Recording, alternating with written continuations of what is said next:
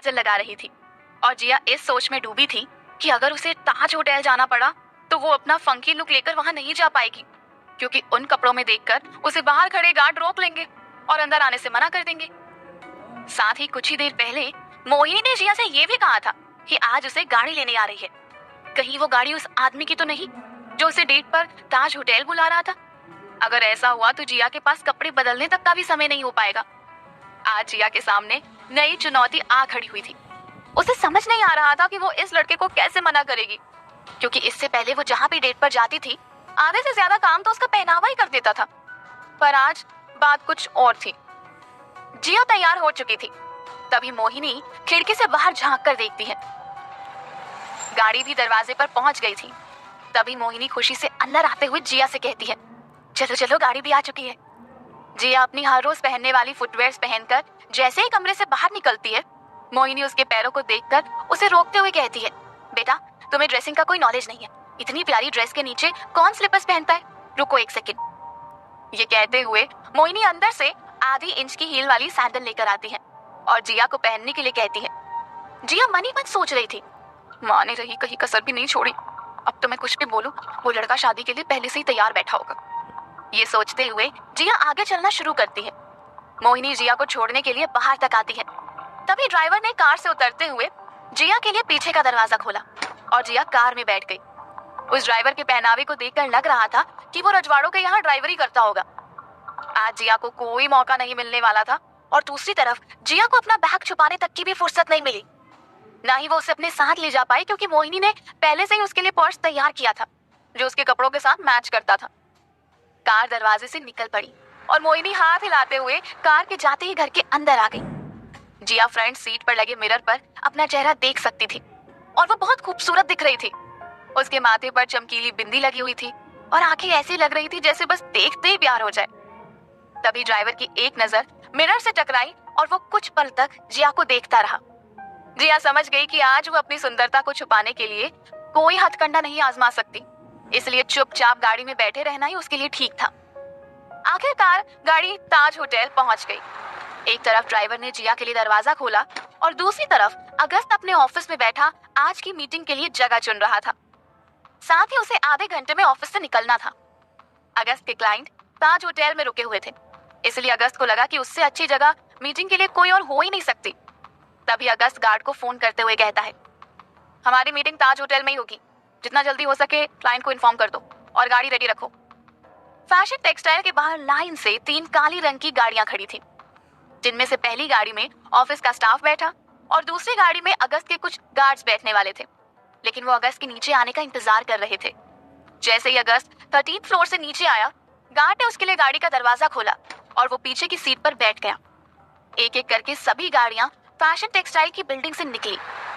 अगस्त की गाड़ी के कांच टिंटेड थे, उनसे अंदर देखना आम आदमी के लिए आसान नहीं था, पर अगस्त गाड़ी के अंदर से जो चाहे वो देख सकता था।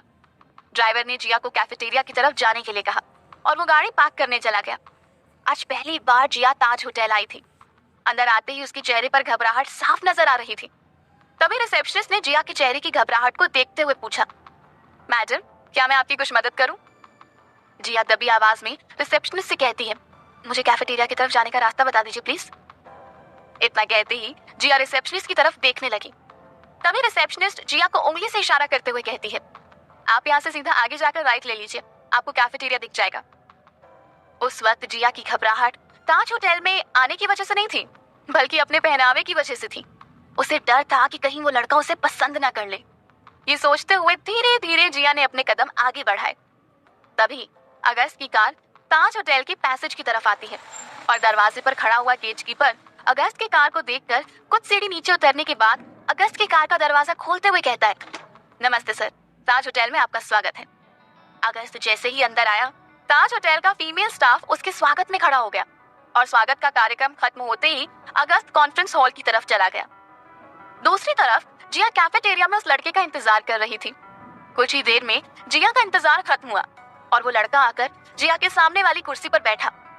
जिया ने जैसे ही नजर उठाकर उसकी तरफ देखा, उसके दिमाग में सिर्फ एक ही बात आई कि ये लड़का नहीं आदमी है, क्योंकि उसका वजन कम से कम 120 किलो होगा।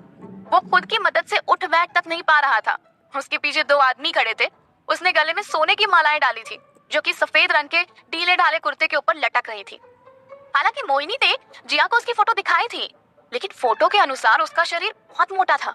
ऐसा लग रहा था कि वो फोटो 10 साल पहले खींची गई होगी। तभी वो लड़का जिया से कहता है, विक्रम नाम है हमारा, शायद आपकी माँ ने आपको बताया होगा। जवाब में जिया ने सिर्फ हाँ में सर हिलाया, क्योंकि उस लड़के की आवाज ऐसी लग रही थी जैसे वो जिया को डांट रहा हो। तभी विक्रम जिया से बिना उसका हालचाल पूछे अपनी बात शुरू करता है। वैसे आप भी बहुत खूब लग रही हैं। जो फोटो आपकी माँ ने भेजा था उसके अनुसार आप ज्यादा सुंदर हैं। हमें आप जैसी ही लड़की की तलाश थी। जिया विक्रम की बात को बेमन से सुन रही थी।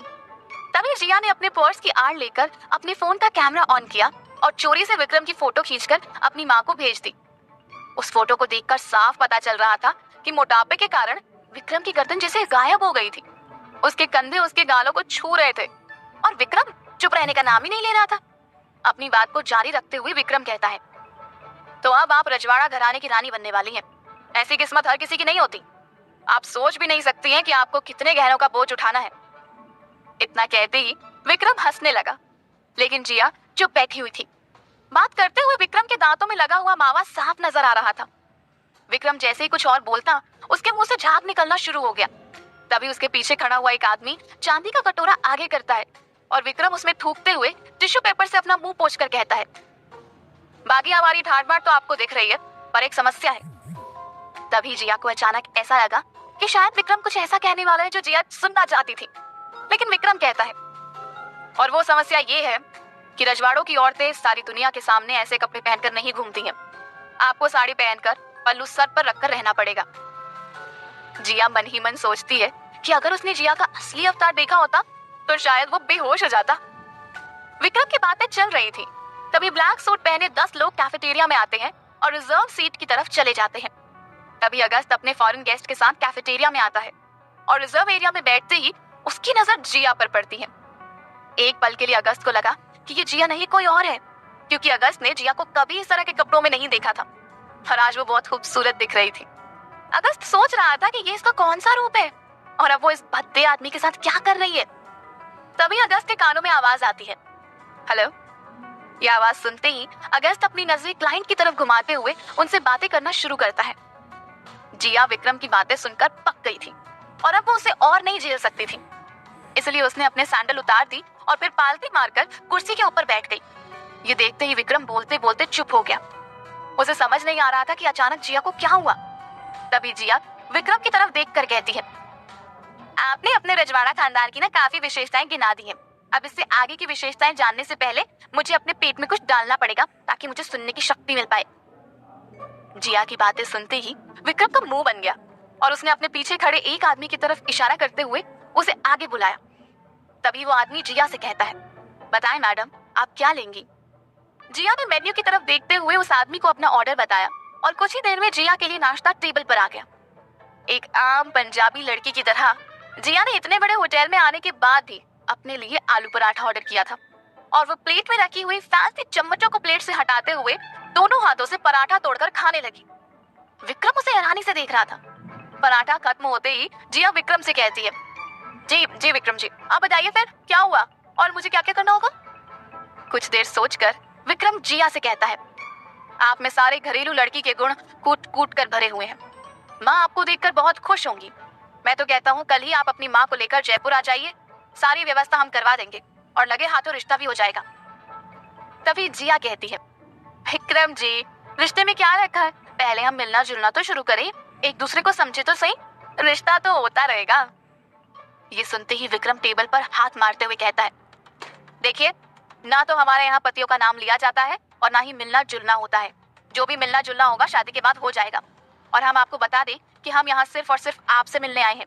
एक सच्चा मारवाड़ी अपना समय कभी बर्बाद नहीं करता, यानी मैं भी समय बर्बाद नहीं करना चाहता। इसलिए हमसे शादी करने का फैसला आपको यहाँ से आने से पहले लेना चाहिए था। तो अब आप आ चुकी हैं, इसका मतलब आपको हम पसंद है, इसलिए शादी तो होकर ही रहेगी। विक्रम की जबरदस्ती देखकर जिया अपनी कुर्सी से उठ खड़ी होती है। तभी विक्रम जिया से कहता है, अरे आप तो बुरा मान गई, हम तो मजाक कर रहे हैं।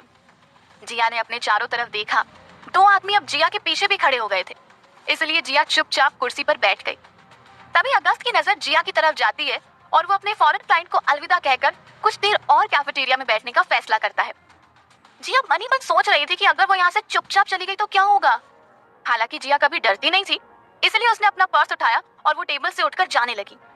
जैसे ही उसने एक कदम आगे बढ़ाया, विक्रम ने उठकर उसके कंधे पर अपना हाथ रख दिया। विक्रम के हाथों की अंगूठियां जिया के कंधे में चुभ रही थी और उसे दर्द हो रहा था। तभी जिया विक्रम से कहती है, आप मुझे यहाँ से जाने दीजिए, मुझे आपसे शादी नहीं करनी है। विक्रम कहता है, ये फैसला तुम्हें यहाँ आने से पहले करना चाहिए था। इतना कहते ही जैसे ही विक्रम जिया को अपनी तरफ खींचने की कोशिश करता है, तभी एक जोर का धक्का विक्रम की छाती पर लगता है, जिससे वो जाकर अपनी कुर्सी पर गिर पड़ता है और जिया अपनी आंखें बंद कर लेती है। आगे की कहानी जानने के लिए सुनते रहिए जिया धड़क धड़क जाए, सिर्फ पॉकेट एफएम पर।